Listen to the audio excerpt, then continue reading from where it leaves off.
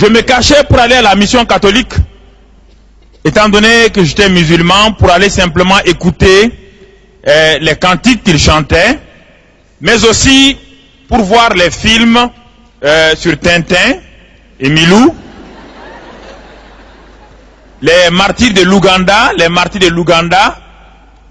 et tous les journaux, parce qu'en Afrique, en ce moment, il n'y avait pas beaucoup de journaux vraiment qu'on pouvait consulter. Et c'est pendant ces moments de mon enfance que je me cachais pour aller à la messe de minuit, donc dans les cathédrales, dans l'église catholique de ma ville. Je me cachais là, j'écoutais, et ces merveilleux cantiques qui ont élevé mon âme d'enfant vers le Seigneur. Et je me souviens encore, c'est là, j'ai écouté une ou deux fois simplement ces merveilleux cantiques. Il est né le divin enfant et les anges dans nos campagnes. J'étais assis dans la foule et j'ai entendu brusquement les gens qui se levaient pour chanter à cette messe de minuit. Il est né le divin enfant, jouez au bois, résonnez musette. Il est né le divin enfant, chantez tout son avènement. Mais j'ai dit c'est extraordinaire. Je ne savais pas que Dieu avait un enfant. Mais, et c'est un enfant merveilleux. Non seulement quand ils ont fini de chanter, il est né le divin enfant. Quelque temps plus tard, ils ont chanté les anges dans nos campagnes ont entonné l'hymne des cieux. Il dit mais c'est merveilleux ça.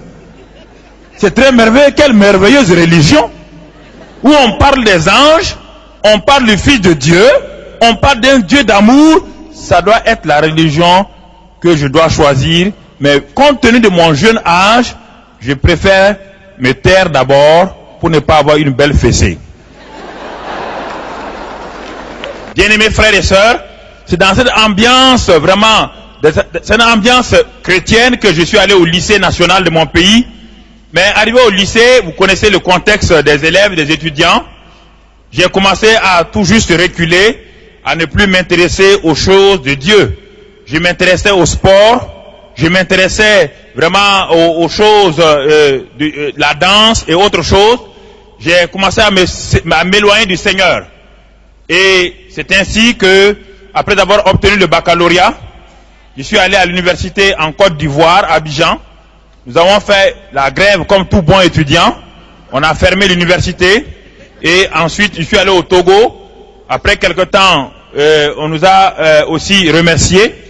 Nous sommes arrivés donc en France en 1972, octobre 72, et j'ai été inscrit à Toulouse, donc à l'université des sciences sociales de Toulouse. Je me suis inscrit en économétrie, les mathématiques et les statistiques appliquées à l'économie. En juin 1973, nous devons passer la licence en économétrie à l'université de Toulouse. Quand je suis entré dans la salle, les étudiants sont venus s'asseoir à côté de moi parce que en économétrie, comme on le disait dans le langage étudiantin, je voyais un peu, je comprenais. Donc les étudiants sont venus s'asseoir à côté de moi afin de recevoir mes feuilles pour recopier. Parce qu'à l'université, on copie beaucoup. Mais quand on nous a donné les feuilles de devoir, c'était la matière principale pour moi. Alors dans mon cœur, j'ai dit, même si Dieu n'est pas content, moi je vais traiter mon sujet d'économétrie et je vais réussir, je serai licencié S économétrie en quelques jours. Quand j'ai défié Dieu, une obscurité est venue subitement sur moi, je ne comprenais plus rien, je suis resté là pendant 4 heures de temps avec ma feuille dans ma main gauche et j'ai échoué lamentablement à la session de juin 1973. Entré dans ma chambre d'étudiant, j'ai commencé à pleurer. J'étais effondré, blessé. Mon orgueil avait été touché car j'étais sûr que j'allais réussir à ma licence. Les gens me demandaient, Mamadou, comment tu as fait pour échouer? Je ne pouvais pas expliquer à quelqu'un. Mon orgueil avait été vraiment touché.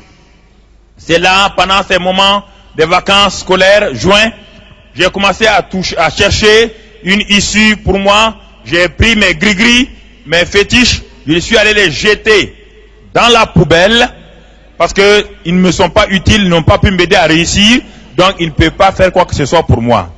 Maintenant, je cherchais la solution.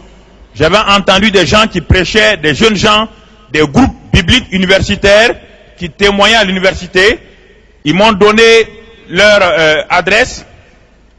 Je suis allé donc au centre de Toulouse, 47 rue Tamponnière, ceux qui connaissent Toulouse, au centre-ville. J'ai cherché où se trouvait l'église. Mais quand j'ai vu l'église, il était écrit dessus, Église évangélique des Assemblées de Dieu de France. Ah, j'ai dit non, non, non, ça c'est des protestants. Moi, je suis musulman, je ne veux pas être protestant. Et alors, qu'est-ce que j'ai fait? J'ai dit, bon, comme il en est ainsi, je vais repartir. J'ai fait demi-tour et je m'en allais. Dès que j'ai fait demi-tour pour m'en aller, une voix, il n'y avait personne avec moi dans la véranda, une voix a retenti profondément dans mon cœur. Si tu vas, c'est la dernière fois pour toi. Je me suis retourné, je dis, mais qui m'a parlé? Il n'y avait personne. Mais c'était la voix de Dieu qui venait de retentir dans mon cœur.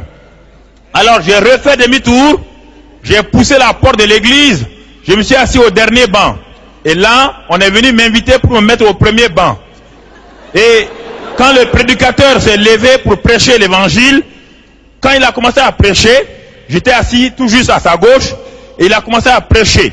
Il m'a révélé toute ma vie, tous mes péchés. Alors dans mon cœur, j'ai dit, je ne savais pas que les blancs étaient aussi des sorciers. Parce que, comment se fait-il qu'ils connaissent ma vie?